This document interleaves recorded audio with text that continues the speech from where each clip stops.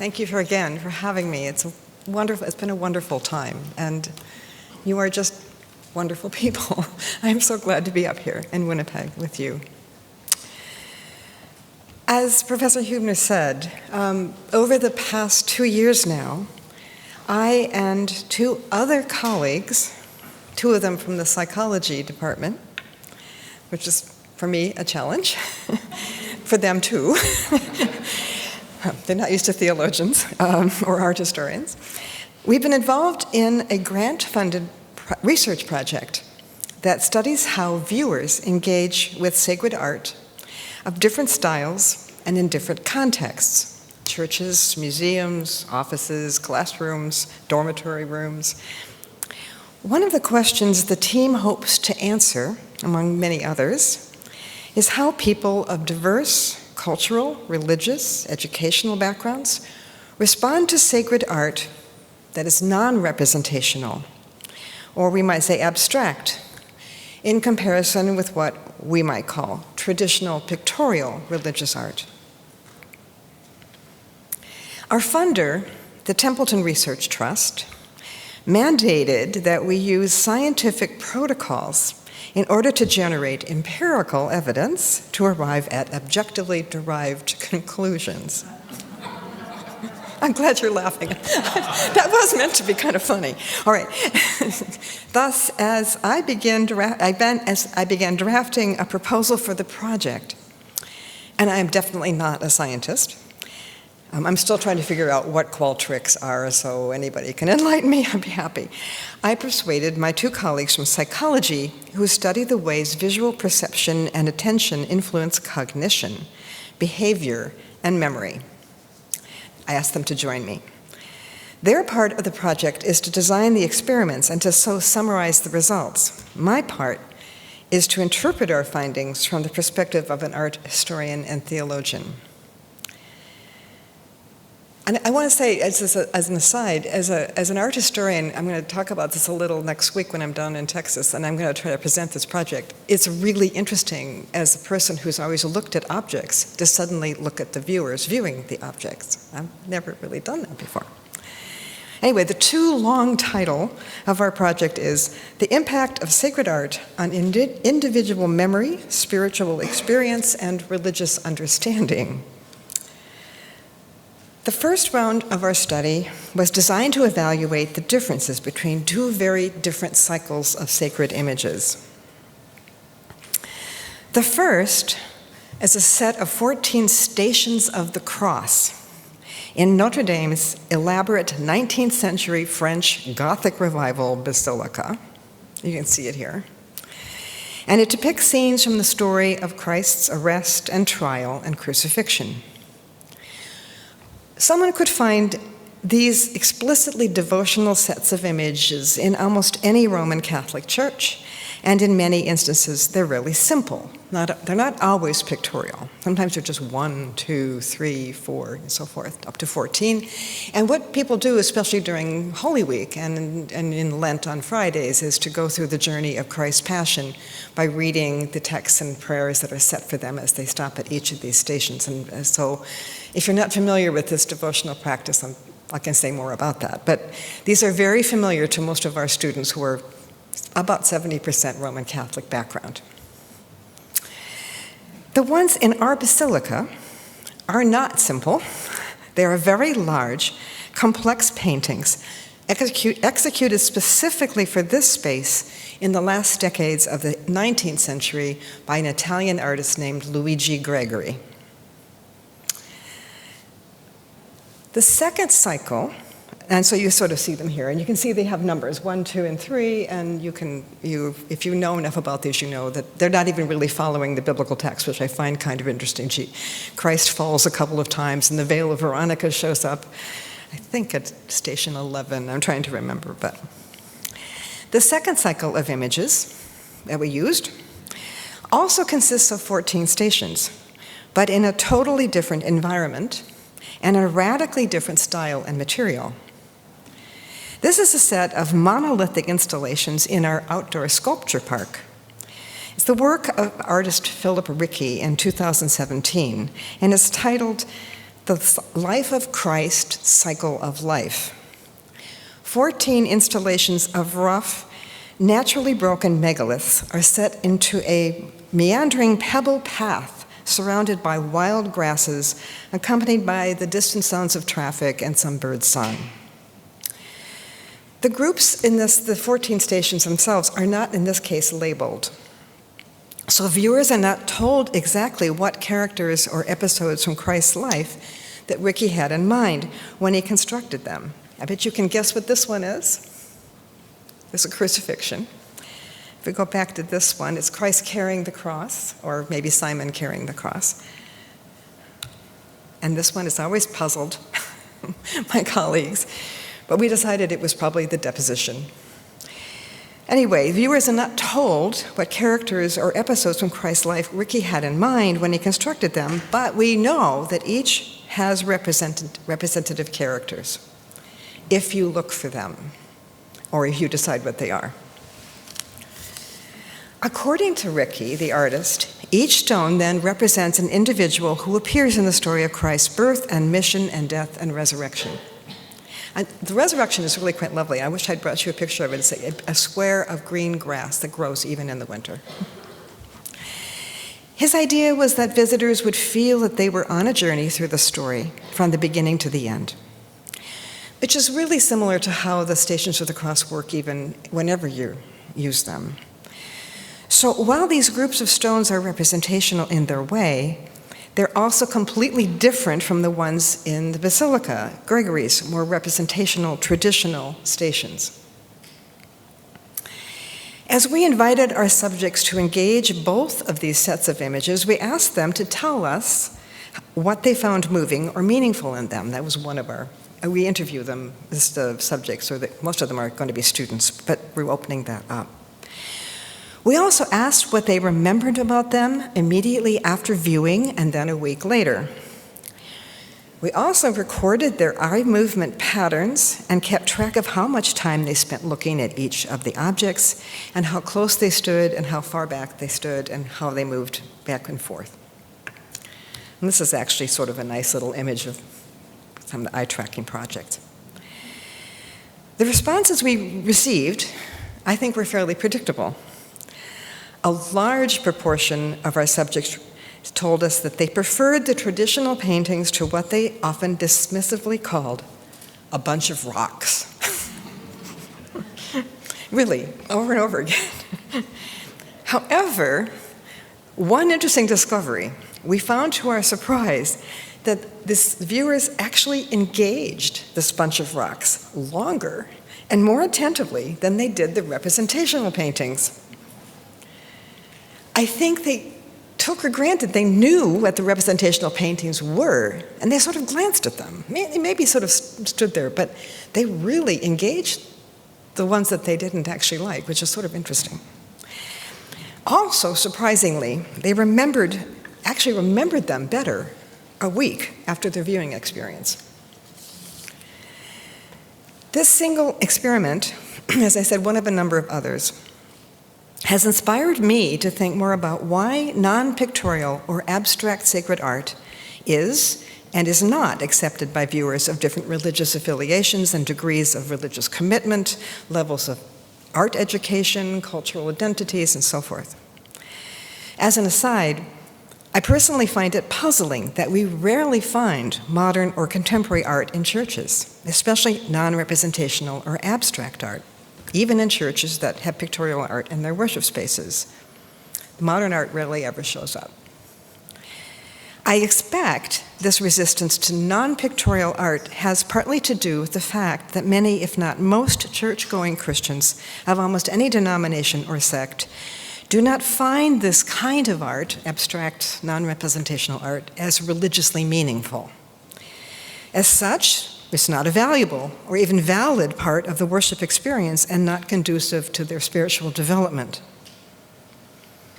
My overall question then for this brief lecture is whether sacred art needs to be representational and, carrying it a step further, whether it should present conventional religious subject matter in what I guess I will call a traditional style or form.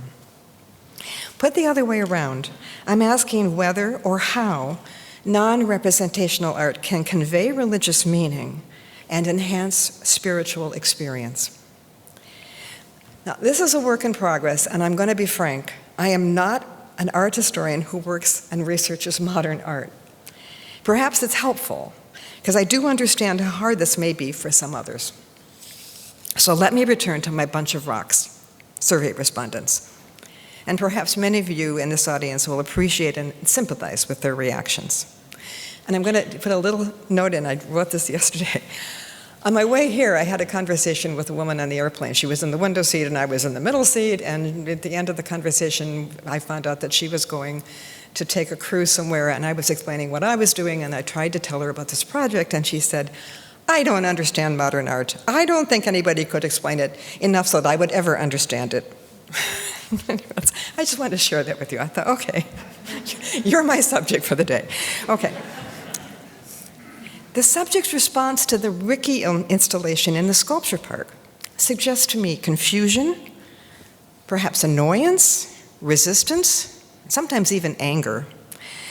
The first two are understandable, but to me dispiriting, and I regard the second, the kind of anger and resistance, as unfair. But let me explain. Okay. This is a viewer of modern art for you, somebody in a museum, looking at a Mark Rothko, a couple of paintings. Part of the problem is that non-representational art may seem meaningless to those who have little training in art. Some find abstract art elitist or even suspicious, as if the art's trying to pulse off some kind of scam. And sometimes I think artists are. I'm really willing to grant that sometimes it feels to me like they're pulling off a scam too. But if you feel this way, you're not alone. Studies have shown that many people believe and accept that modern art is inaccessible, and irrelevant to the average person. And I've got a lot of psychological studies to back this up, but I'm not going to bore you with them. But arguably, this belief is fueled also by galleries and museums whose exhibitions may follow trends that are incomprehensible and sometimes even disrespectful to the sensibilities of those average persons, but where the work gets a lot of press attention and consequently raises suspicions that this is all about super insiders and snobby curators and wildly inflated prices. Sometimes I think that's true too.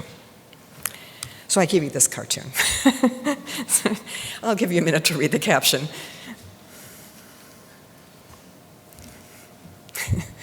So, we think about cost and not about the image. By contrast, so-called representational art is user-friendly. At least it portrays an episode from a story we may know. It shows us something or someone we can identify. And I showed you this last night, and I'll bring it back to you. And viewers, me included, also are drawn to works that are masterfully painted, including ones that are sometimes so realistic we're amazed by the artist's skill, drawn by the beauty of the figures, or emotionally affected by the portrayal of the characters. And here's a very famous example of that. Many of you probably know this work, and Henri Nouwen wrote a long devotional tract on this painting of Rembrandt on the return of the prodigal son. And so it's a very moving, beautifully painted, masterful, as a masterwork, right? So this is one of those that we sort of seek out all our bucket lists. You know, we can get to, if we just can get to St. Petersburg. Now, all these goals and values are correct, and I would like to say that they are also exactly what a non-representational artist, or really any artist, aims for: beauty, engagement, movement, emotions. And that's the point. An artwork's meaning, what it means to us, is not produced by what it depicts, but its meaning is about how it makes us think and feel and react. Whether representational or not, art is never just illustration, as I said last night.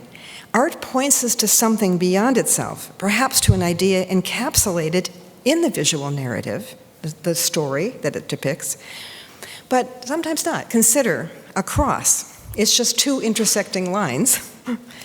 To those who know or care nothing about the story of Christ's crucifixion, they won't find anything meaningful in that symbol. So again, it's sort of what I was after last night. You have to know this story to engage something like the cross in a way that makes it meaningful to you. And let me give you this example. So this, if you know, is the cross at Ground Zero in New York. This is the cross that they found two girders intersecting at the site of the 9/11 bombing. And this has become a kind of pilgrimage shrine for many people. It was seen as a kind of miraculous emergence out of the depths of this disaster. And for other people, they're quite annoyed by it. They said, it's just two girders, and stop making such a big deal out of it. And there was all kinds of protests about even putting this in the 9/11 museum because it was a Christian object to certain viewers. Okay. So that's another complication, but it's just to give you an idea that these images can mean different things to different people, and we don't have to necessarily mean always the same thing.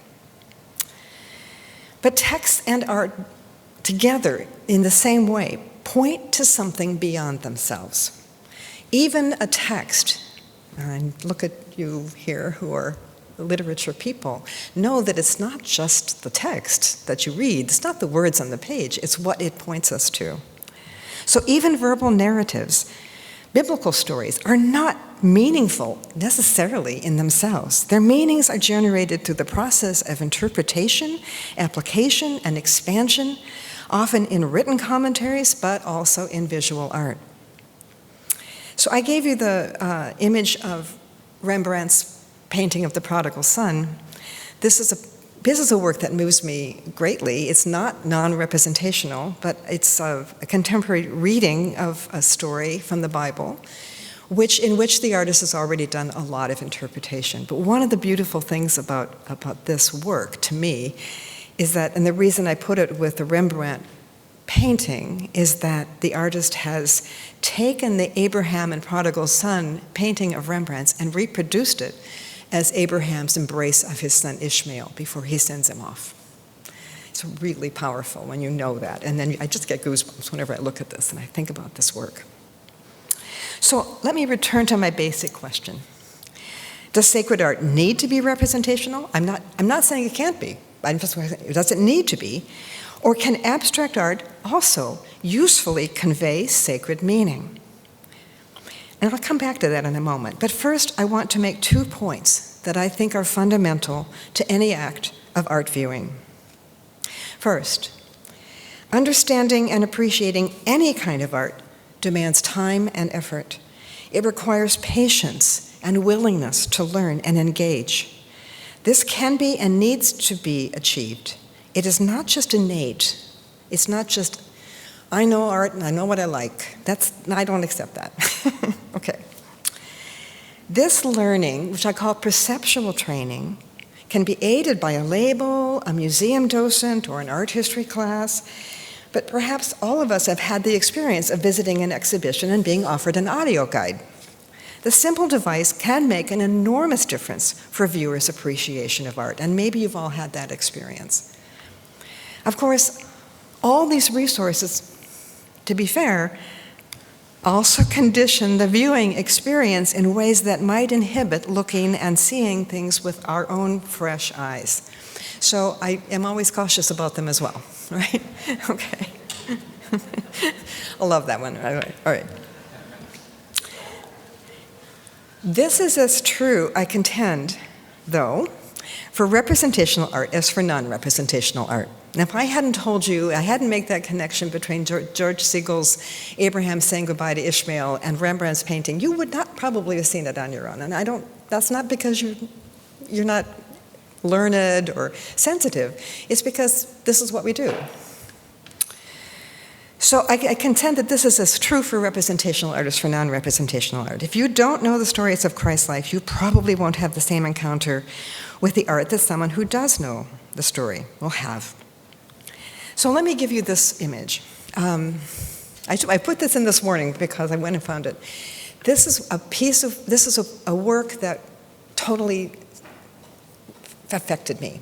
So back in 1992, so a long time ago, I was in Dresden, And Dresden was still, the cathedral had not been rebuilt. Dresden was still a lot of rubble from World War II bombing by English and American bombers. Or maybe you know the story of the Dresden bombing, in which almost the entire city was wiped out and 40,000 people were killed. And this was a statue in one of the standing churches, the one that still stood, in a side altar. And I encountered it. And I think this is even my own photograph. I'm not quite sure right now if I remember. But this is a Pietà. Okay, so this is a figure of the Virgin Mary holding her dead son on her lap. And you might think about the famous Michelangelo Pietà at this point and kind of compare the two. So what the Virgin Mary actually has in her hands are bombs. And the son's head has fallen off, right? And this is a monolithic piece. It's white and it's enormous. And the piece, the thing that absolutely gave me tremor is when I realized is it's not made of stone. It's made of porcelain. Because this is what they make in Dresden, is porcelain. But it's also a fragile material in its own, strong and fragile at the same time, and luminous as well. So the choice of this material was context-specific, but it also was deeply moving in terms of what the artist had chosen to portray. Okay. But if you don't know the story, this wouldn't have any, of Dresden on one hand and the crucifixion and death of Christ on the other, this isn't going to have any meaning for you. So those who know the subject, the artist, the historical context, the process of art making, materials and the use of materials, they bring information and they bring more demanding questions to the viewing process. And then they will get more out of it than a casual or quick glance will provide. So if we could just have offered our Just Rocks subjects a brief introduction to Ricky's installation, perhaps the responses would have been a bit tempered. I venture to say that they merely lacked someone to help them to understand what they were seeing or why the artist had chosen the material and style he did. So maybe we need to fix that part. My second point is a little more complicated. The best art is multifaceted. Its message is not obvious, and its meaning is not one-dimensional. As I said last night, narrative art is never just illustration, and truly it cannot be. No picture exhausts the meaning of a story, and no story can be as richly expressed as a painting necessarily provides. An artist edits to a moment while adding the details the text omits, the physical setting, the character's appearance, what they wore, and so forth. A painting of a story is always an interpretation, not a literal depiction, and there's no way it could be a literal depiction. Even those artworks that are the most realistic are not replications of any reality. This complexity, the fact that good art has manifold meanings, is also what makes the difference between art and advertising. A really fine work of art will grow more interesting each time we return to look at it. Like a good work of literature, it is deep enough to warrant another look or read in which we will find something we hadn't noticed before. This points me back to time and effort. According to a number of recent studies, the average time a viewer gives to a single work of art when visiting an art museum is between 17 and 20 seconds. This means that most people, and believe me, that's an average, so that means that some people are going 2 seconds and some people are going 25. This means that they want to take a rather quick look, recognize what they see, and move on to the next object. And I'm not picking on anybody here. I've done this myself. You know, you have 2 hours in the Louvre Museum, and you're just running like a crazy person from one thing to the next. You know, of course. Again, this is an average. Some viewers will stop and look longer at one image and simply glimpse the others around it. I tend to believe, and I hope, that many museum visitors probably will study 1 or 2 works for more than a minute, and that's just realistic. None of us can spend days and days in a museum without having art overload. A minute or 2 is not a long time, but it will begin to allow the object to have a stronger impact on the viewer. Now, just as an aside, I'm going to talk about something we call slow looking. And this is something that a lot of museums are now encouraging visitors to try, and I don't know if you've ever heard of this, but it's actually asking you to look at an object for 5 minutes or 10 minutes or maybe an hour. I did an experiment with our faculty. I was asked to do a Lenten retreat with our faculty, and I took them to the art museum, and I put cushions in front of about 10 different art pieces in the museum and gave them biblical texts to read that went with the images, and I gave them some questions to prompt, and I asked them to sit still for 5 minutes. And I got so much grief. They hated it so much. I just couldn't do it. Okay. So that's my long looking. And this is actually from the Tate Museum. It's instructions for slow looking in the Tate Gallery in London. So it's just kind of an image. To many viewers, however, non-representational art may not appear to be as complex or engaging as works based on narratives or biblical stories, which have recognizable characters. On a very basic level, abstract art doesn't appear to have content, or at least content of the kind that allows the work to be more accessible. Nevertheless, other psychological studies, like ours now, have shown that without immediately discernible or accessible contexts, viewers still seek it. They want content. Obviously, labels will help to some degree, but unless these are clearly connected to the presented image or offer some explanation other than the name of the artist, and the artist's chosen title was something like Abstract #1, they may produce only frustration. And frustration can lead to a lack of willingness to devote that time and make that effort to gain the knowledge. So, putting this all together, let's say we have viewers looking for content, and those viewers who will devote the effort and time spending looking at the non-representational, non-figurative, or abstract art. And this is the Rothko Chapel in Houston.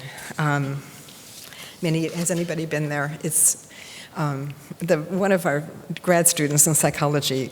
When I showed him this image, he said, "Oh, my father went there," and he said, "That was a big waste of time, just a bunch of black paintings." So I know, I know how hard this is. But this is a meditation space. And maybe some of you know, if you know Rothko, you know that he also committed suicide not long after he finished these works. So they're very deep and somewhat moving, somewhat scary. Some things I propose that viewers may find. First, abstract art is actually not non-representational. It's just differently representational. It presents itself to us rather than narrate stories or depict recognizable figures. Abstract artists, in fact, often begin with recognizable subject matter, but then begin to play with forms or painting techniques that break away from imitation and venture to express what the subject matter might convey beyond what is superficially evident. Conversely, representational art is by, and I've said this a lot already, but it's by its own nature abstract. It's not realistic. It is an interpretation. Perhaps a helpful analogy is the difference between a photo ID and a portrait, or the difference between a map of a hurricane's track, the photo of the devastation wrought by the hurricane, and the experience of the hurricane itself. What of these is the most realistic? If I've experienced the hurricane, I will see the track and the photo differently than someone who hasn't. And if I should want to paint the hurricane, how would I do that? Thus, whether or not a work is meant to be representational on one end of the spectrum or non-representational on the other, all art actually is abstract. And that's true of this icon.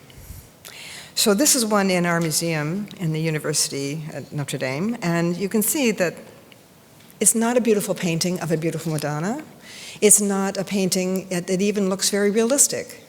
It's quite abstract, and it's intentionally so. And we can talk about how icons, in fact, are abstract and intend to be abstract. And when they moved over to Italy in the 13th and 14th century, they changed the style completely to make them much more accessible. And we lost something when we did that. Perhaps it is helpful then to liken this kind of art to certain other kinds of art.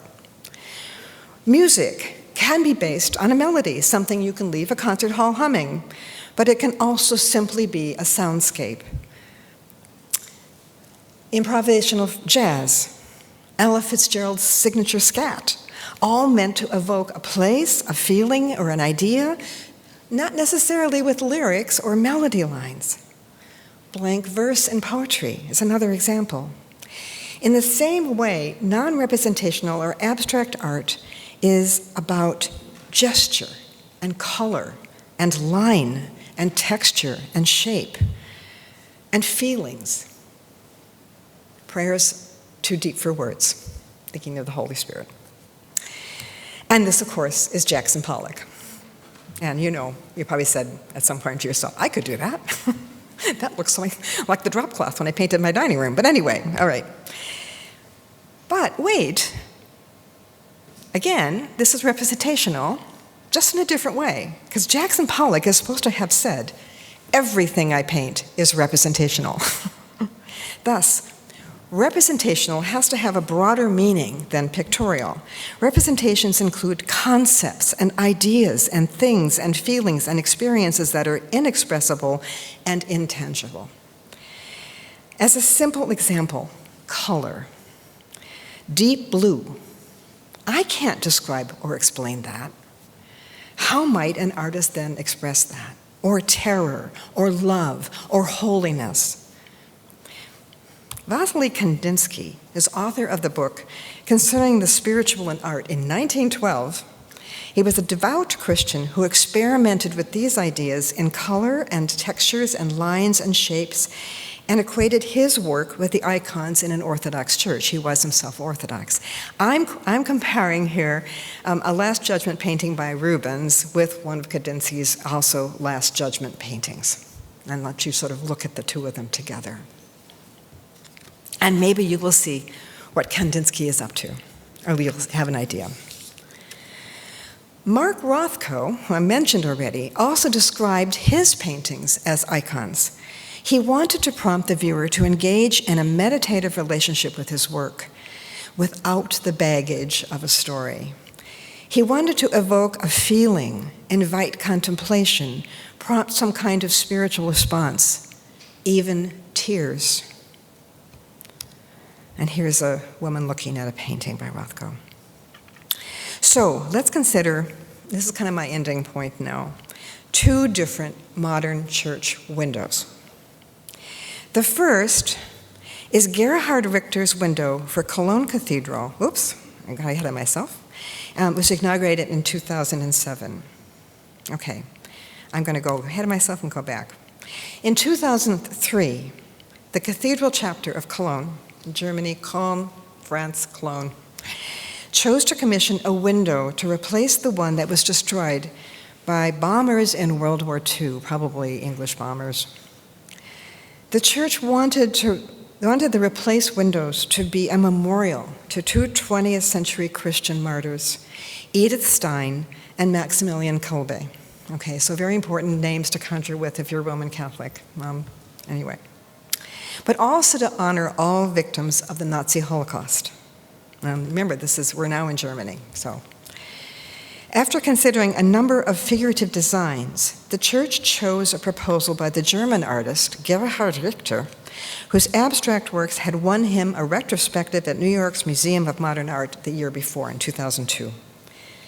Along with figurative paintings that included some works of photorealism, Richter's works had begun to include what the catalog describes as large-scale, streaked, abstract, rainy day window canvases. And there we are, example. The window design that Richter proposed was based on his own experiments with squares of color, and it was an abstract design made of randomly organized colored glass squares. The 72 colors here, in 11,500 separate squares, randomly chosen by a computer, were based on the colors of the medieval stained glass windows elsewhere in the cathedral.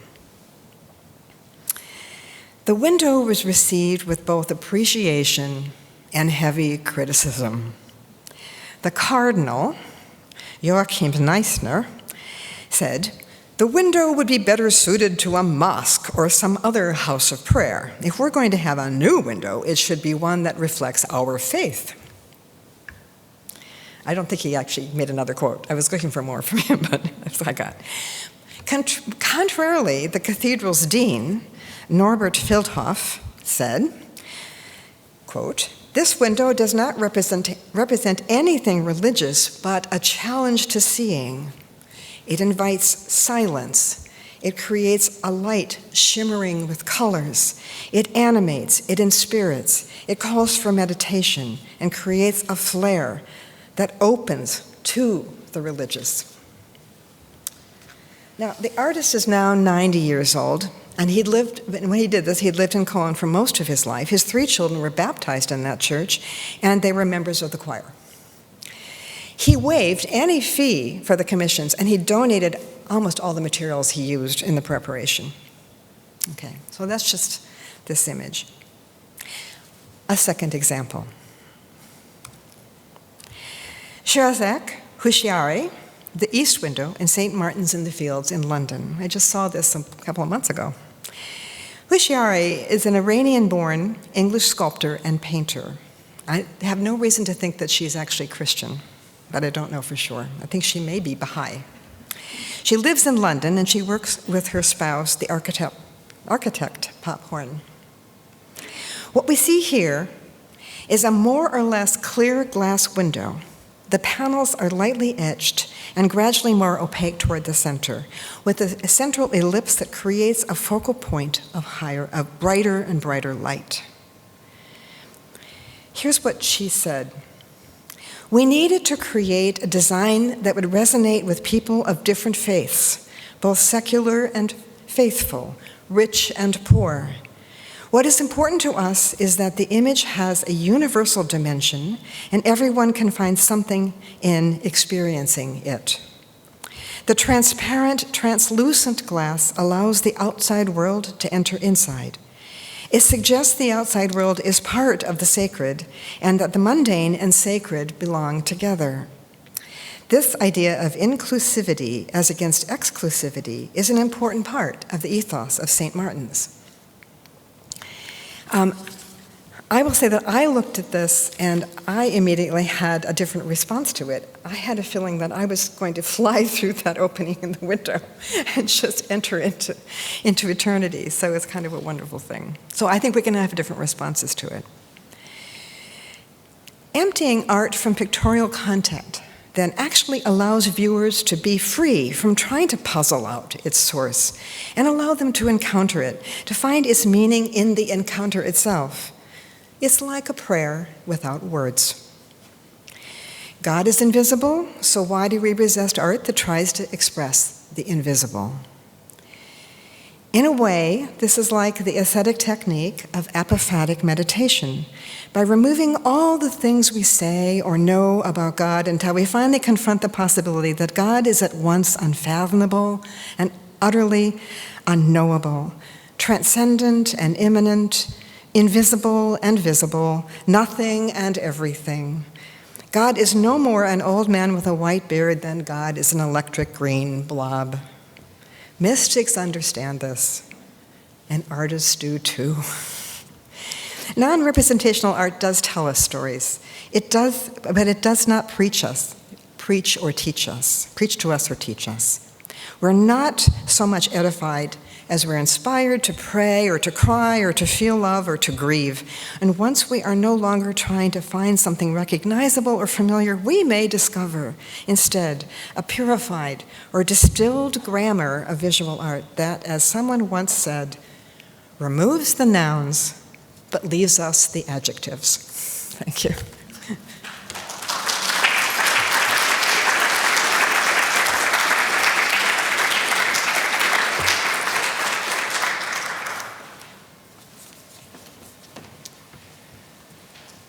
Once again, we have some time for questions, observations, discussion, conversation.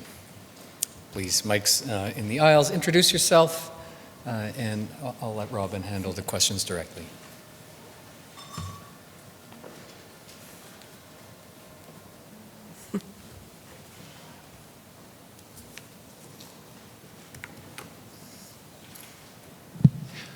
Dietrich Bartal. I'm in the area of music. There's a wonderful sketch. It could have been an engraving by Hogarth about listening to a Beethoven symphony, and I think it's Hogarth, but certainly it could have been. But every face of this audience is completely different. Is focused on something totally different, and so I mean, it's saying that it's not about the music. It's about how it is understood, and everyone understands it differently. It only comes. I mean, music can only come to life in the memory of the person listening, and I find that. I mean, I kept thinking about as you were going through about different ways of understanding music, and that it's not in the piece. It's really in the listener. There's over the years, one piece that that has been a bit of a challenge teaching or talking about is John Cage's piece, 4 minutes and 33 seconds. That's a perfect example. But the thing is, there is no better piece than that to grasp what the music of the spheres that Plato was talking, that is discussed in the Timaeus dialogues and so on. It's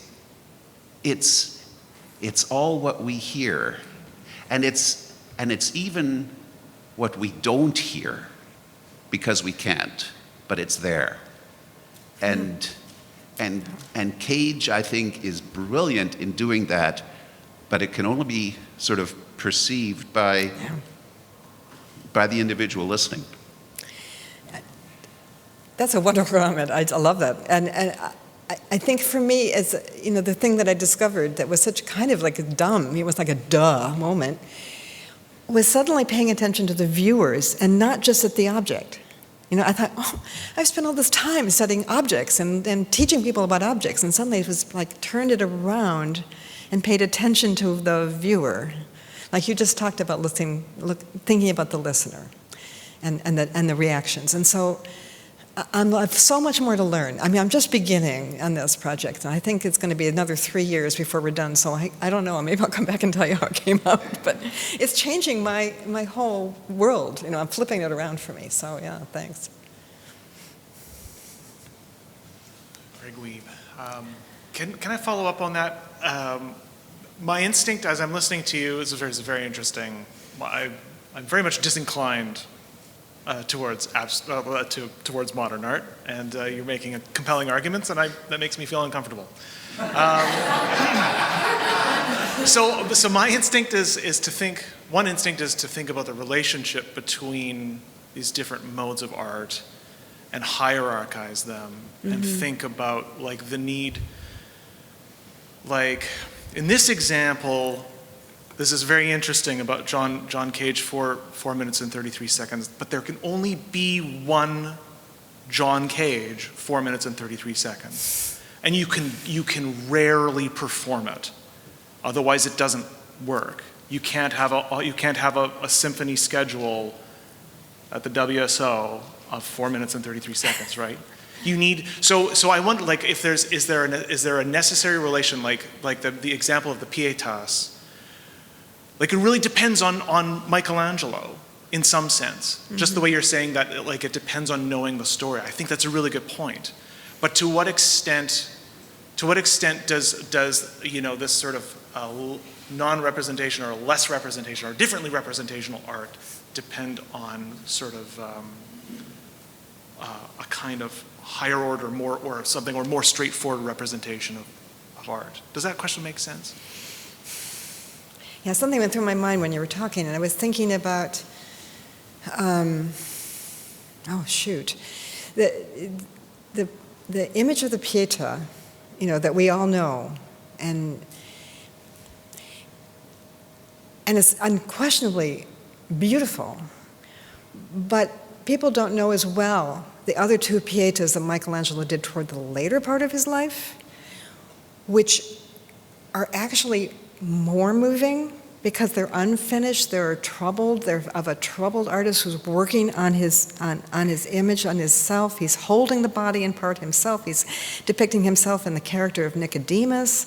I mean, it's a really, when you start to know the story of what the artist was about at the end of his life in doing these pietas, those are going to be more meaningful for you. I think maybe that's what you're getting at a little bit with having to know where you can do these things and how much you need to be ready for them. In the same way that if I hadn't known that Pieta in Dresden, if I hadn't known the story of the bombing of the city, I hadn't been there to see all of the rubble, if I hadn't known and found out that it was made from porcelain, I wouldn't have had the same reaction to the piece. I don't know, I'm not sure if I'm following your line of the question, but yeah. So we've talked, and a lot of the questions that you've received here have had to do with disruption, right? How can art, can art disrupt readings and so forth? But art, life can't be all disruption. There has to be something that is disrupted. There has to be some, like if I were gonna put it sort of cynically, negatively, I would say something like this kind of other representational art acts parasitically on this other kind of it requires it for its existence, and in fact culturally can undermine the very bases in which it's intelligible at all. But is there not, so you're convincing me that maybe there's something more than just the cynical reading, but is there not some kind of relation, like do you not need an icon of the Theotokos and Christ in order to, or do you not, back to your original example, do you not need the more sort of traditional Stations of the Cross in order to make sense of the bunch of rocks? Is that not a necessary relationship? You might be right in this. I have to think more about this. This is a conversation we can continue to have, really. If I hadn't known about the first Pieta that Michelangelo carved, would I have the same reaction to the late one? Maybe is even another way of twisting that, because I know where he was as a young man. I know what he did at the end.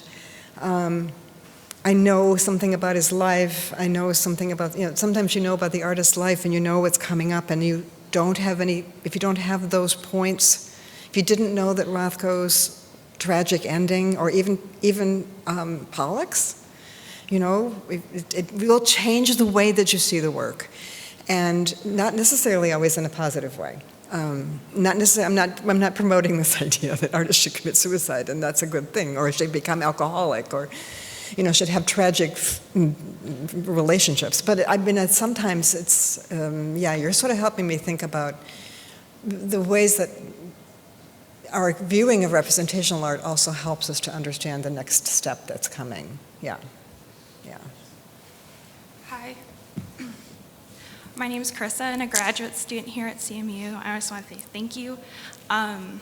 Maybe I'm just one of the oddballs that I actually really appreciate abstract art. Makoto Fujimura is a slow artist, contemporary Christian artist who I really appreciate. I'm having a hard time hearing. I'm sorry. Oh, sorry. No, it's fine. I was just saying that I really appreciate abstract art, and so when I heard in your study your responses to the abstract art being of like anger, I was really struck by that, because when I look at pictorial or like traditional representational art, that's the art I move by in a museum.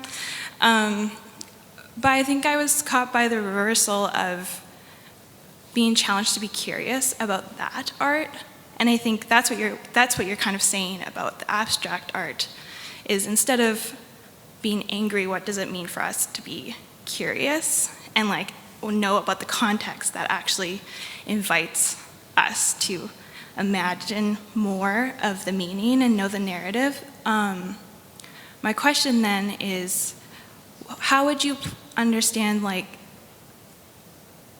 how art invites the curiosity to play with our theology? Like in terms of when we're experiencing an art piece, instead of jumping to a conclusion of what we think or know or feel about the art, how does that reflect how we experience what we believe as well? I'm not sure if I can answer that. And maybe that's more of a personal question for you.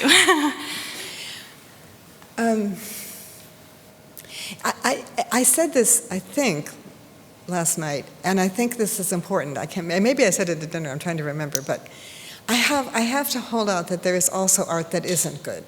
I mean, I'm not saying all art is the same, and that personally I have a hard time with Damien Hirst, if you know the artist, or Jeff Koons with his balloon bubble dogs and things. I mean, I'm not sure that I get myself a lot from that.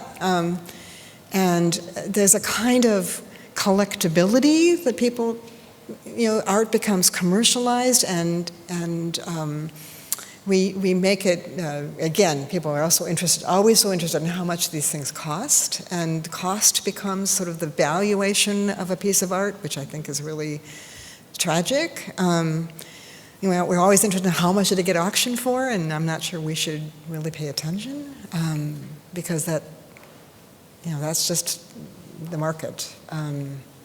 And we're not capitalists here, right? I'm in Mennonite country, so I'm feeling okay. But anyway, I think that it's a question of what do we, and this is something I keep coming back to, and I say it all the time to my students, what we look at and what we pay attention to is who we become. And this goes all the way back to my friend Augustine, who talks about something I call the custody of the eyes. It's what you spend time looking at will shape who you are. And so I have no problem with representational art. I'm just trying to make it open up the world to the other. Anyway, yeah.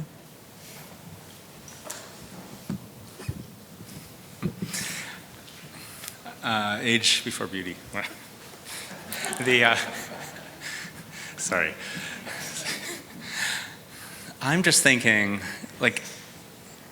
when we bring up abstract art and maybe Greg's resistance to it, and what you were talking about last night and yesterday about the way that we think of art as a kind of picture book for the illiterate, right? And I wonder if abstract art sometimes exactly functions, exactly resists that, so it can be very snobby, right? And this game, kind of game for the highly initiated. But it's not only that, and I'm thinking about this picture especially, but also one time going in to the Tate Modern to see the Rothkos, and I needed Simon Schama, The Power of Art, to convert me to Rothko, as it were, right? Because that really to me, having Simon Schama account for what Rothko's doing, just was completely transformative. And then I feel okay, now I'm kind of initiated, and I go there into the Tate, and there's a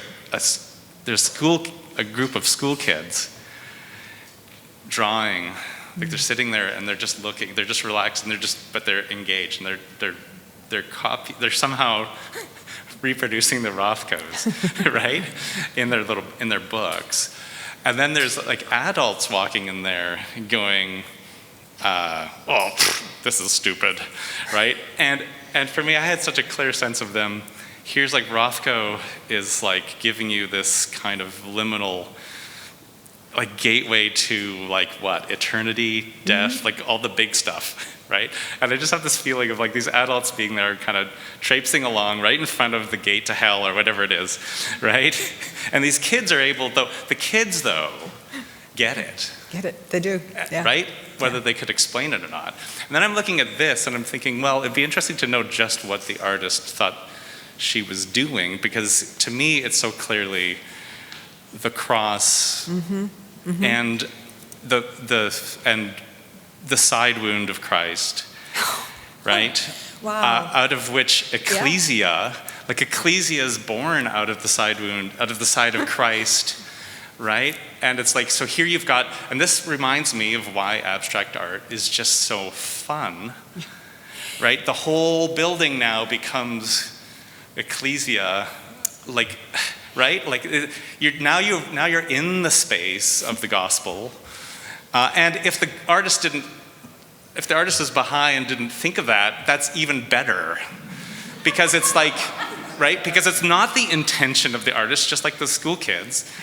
It is, in fact, this actually bears out the gospel, right? So, how wonderful. And I'm never going to see that again and not think of that wound. I mean, I didn't think of that, and you did. And that's what happens, right? I see it, and I see an Oculus opening to the next world.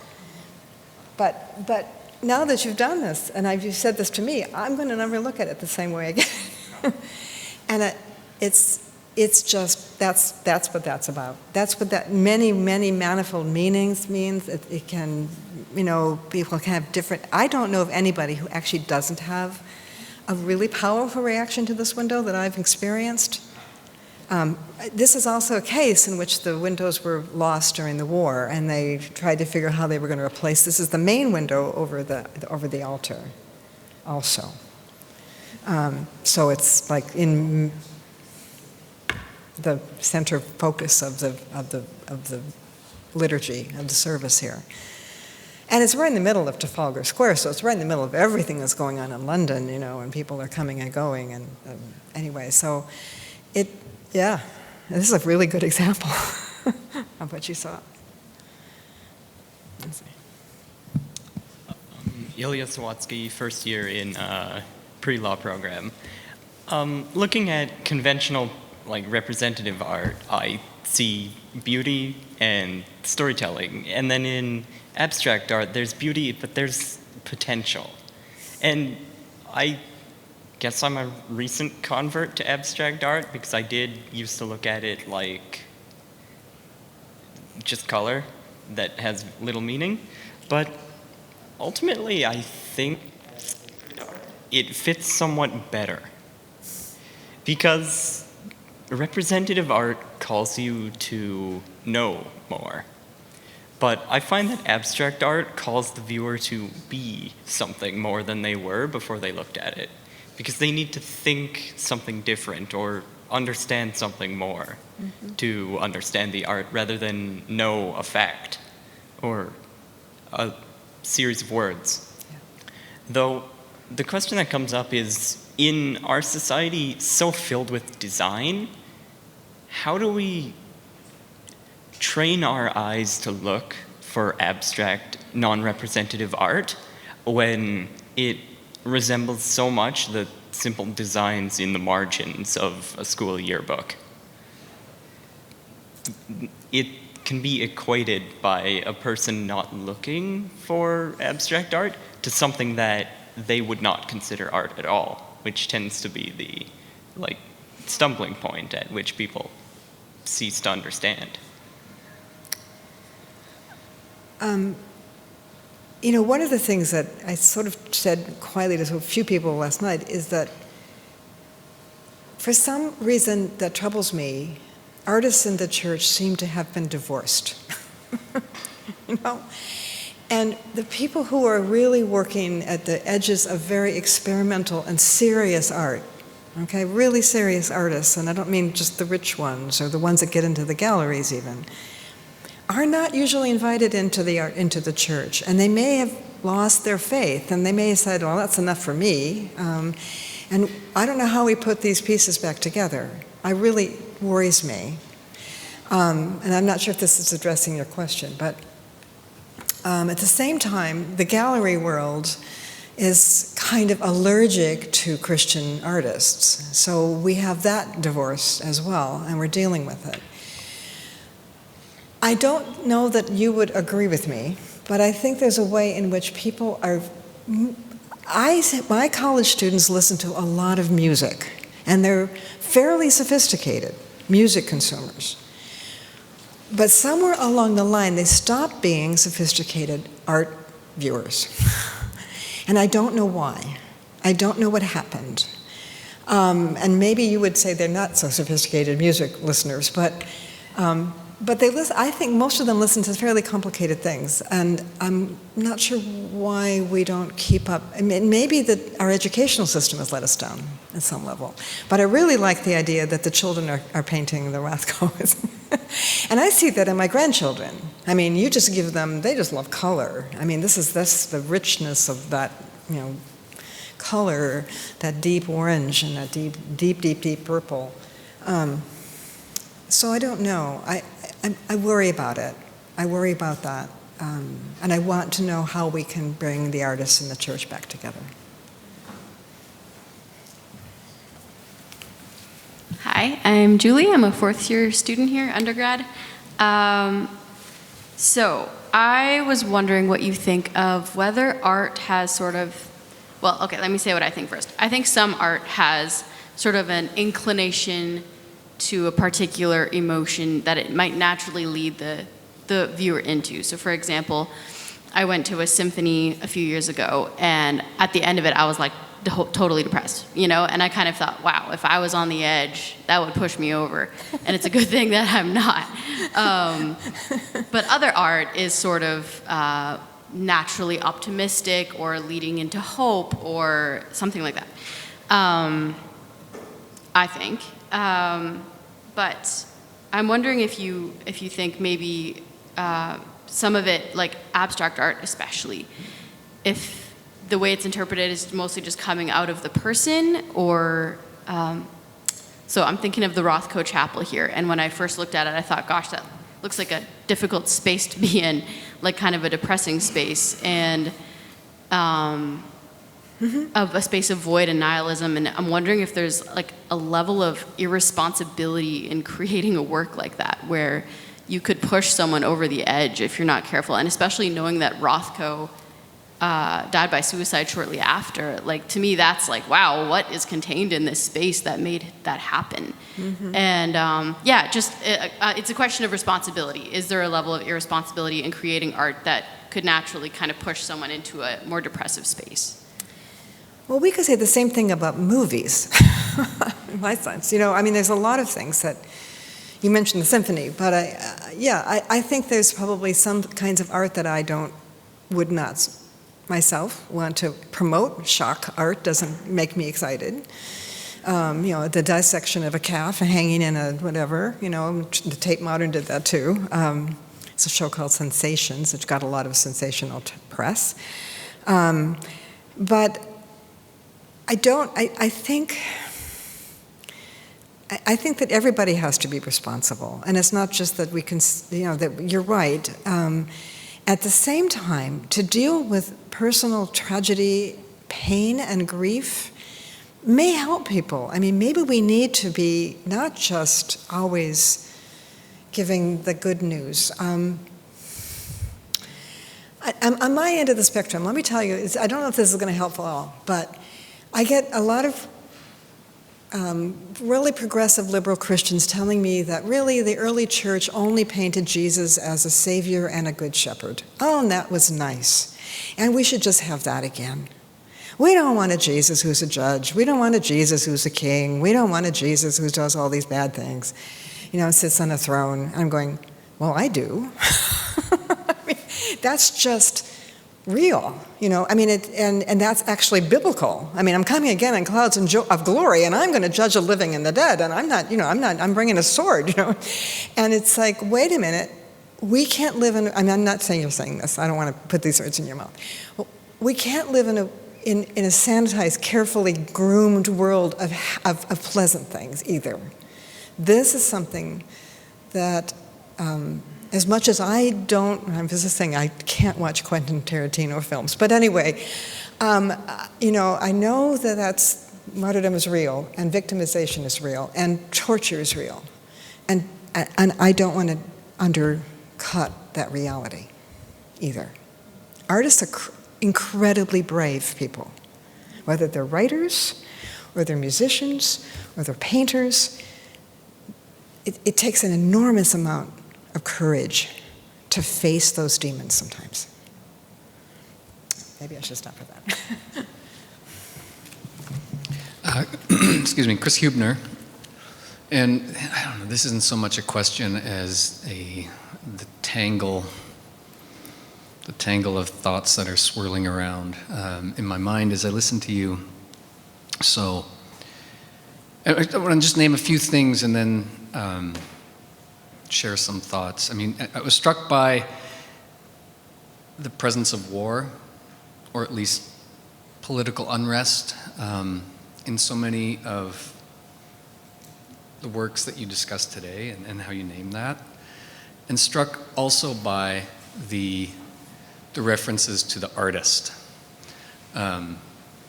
in your account of some of what you walked us through today. And so this takes me back to Bethlehem a couple of years ago, and the Banksy on the separation wall. And of course, we don't know who Banksy is, and that's part of the performance. But those are moving. Some of the graffiti that is even more anonymous is more moving. And then I went from Jerusalem to Amsterdam and visited the Banksy exhibit at the Momo Museum there and was entirely unmoved.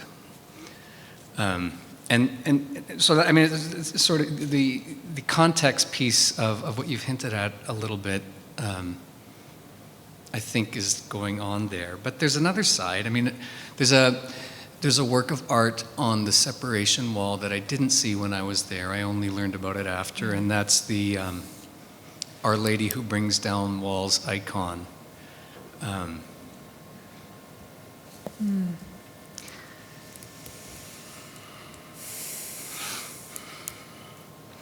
And that one brings me to tears. But I wonder how much of that is due to the fact that I know the artist. I know that Ian Knowles, who founded the Bethlehem Icon Center and is trying to bring back the craft of icon painting or writing or whatever we call it to that region. And I wonder how much of a factor that is in the movingness of it. So those two juxtapositions, right? The icon and the Banksy, and the separation wall and the Amsterdam Museum, and it's the jarringness of those clashes that I think is part of the experience too somehow. But that's just a set of thoughts that's swirling. Yeah. It's not a question. Thank you for that.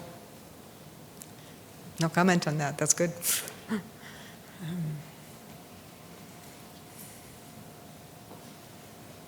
Hi there. Thanks so much. What a rich discussion today. Fantastic. So I'm Rachel Berg. I teach history of art and culture here at CMU, and I also am head of education at the Winnipeg Art Gallery. Oh, wow. So this conversation is near and dear to me, and I really appreciate what you've brought today. Thank you so much. In our consumption culture, I think most of us see about 5,000 images a day with screens. So, I really can relate this idea of slow looking and the importance of slow looking. And we have to be very intentional as we walk into a gallery or into a church space too. Intentionality is so important. We've really talked a lot about labels, the importance of labels, not having labels, framing people's experiences. Is it better that labels maybe ask questions? And this is kind of where I'm at a little bit in grappling with all of this as well, is how to create opportunity for people to experience a work of art at their own time. But certainly it does take time. It does take time. So thank you so much for what you brought. There was another point I was going to mention, which I've just lost. I think, yes, what I was going to say is where I'm at, too, I often think, whether it's Rothko or whether it's, a stained glass window by Richter, art is a catalyst. And I think that for me has been a word that kind of resonates the most, because it'll be so different for each individual We have children as well in the gallery. They're my favorite audience because they're so open. Yeah. And they are looking at colors and lines and gestures, and they talk about how a work makes them feel. What do you think is going on? That was one of the first questions we asked them. What do you think is going on in this work? We just keep it completely open. And what is it that you say, what is it that you see that makes you say that? And these are visual learning strategies that have become really important. But I think for adults, it's also important for us to ask those very basic questions and to allow for that kind of open experience when one's, in a gallery or outside. I'm making notes because you're giving me so many good ideas. I'm hoping they're writing down all the things that you're suggesting. One little piece of context for this, and I know that you brought it up, I'm thinking, we happen to be building a new art galleries on campus. So we're moving a big collection of fairly conventional, traditional European paintings, but we're also expanding this, and we're thinking about how we're expanding it. But the one interesting thing about this new art museum on our campus is it's for the first time going to have a chapel in the middle, which is a kind of shocker because every building on the Notre Dame campus, I think every dorm, every classroom building, just about even every athletic facility has a chapel, and the art gallery never has. We're going to change that. And it's a cultural change for us. But it also makes us think about what we're doing as museum designers, exhibition curators, what goes around it, what goes in it. It's kind of really amazing. But I love the openness that children have. That's really true. What do you see? What does it make you feel? Adults are so intimidated. They're so afraid to talk. I think it's why we don't learn languages. It's not because our brains aren't like the same as our kids. It's because we're afraid of looking foolish. So we just don't dare. Anyway, I'll stop with that. Thank you so much. This is wonderful. Your comments are really good.